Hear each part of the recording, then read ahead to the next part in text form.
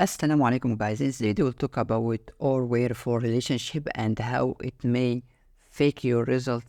Yes, it works, but it may give you wrong results. As we can see here, I return user ID number 1, posts where status is active or where likes count less than 1. So it doesn't matter, active or likes count less than 100. And here in my database, I have likes count. This one is less than 100, but all posts are active. So it will return all posts if I run it here. And let's say select likes count only and status. Yes, it's good. It works, no problem.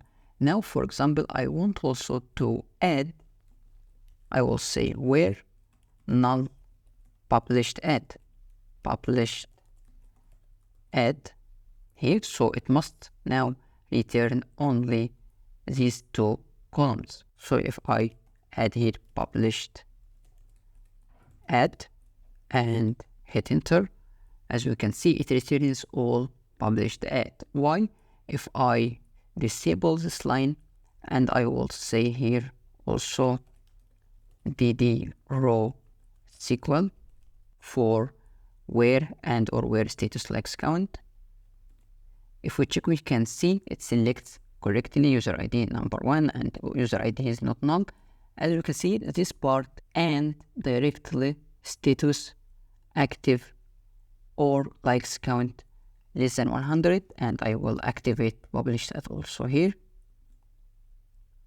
It's also added and directly, but we need to add parentheses for this special case, right? So to do that, I will say here, I will cut this and say where function query, and using a query here.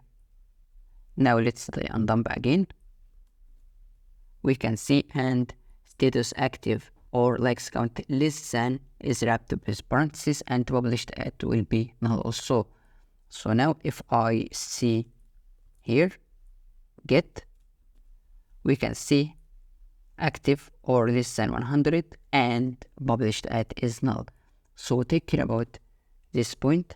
If you found it useful, support me by clicking on like, share, and subscribe. See you next video.